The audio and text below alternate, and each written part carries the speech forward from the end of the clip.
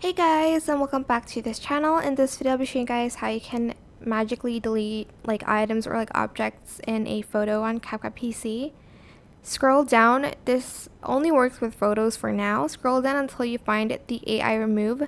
Select it and use this brush to basically go over what you want to delete.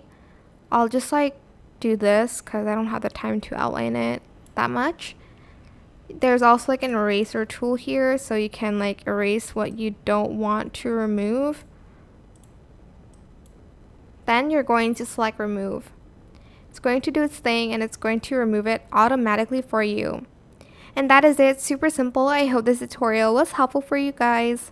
Don't forget to like, comment, share, and also subscribe to this channel if you haven't done that already. If you have any more questions, just leave it in the comment section down below and I'll try my best to answer them all for you guys. If you found this video helpful, please click the thanks button as well. Thank you so much for watching. Bye!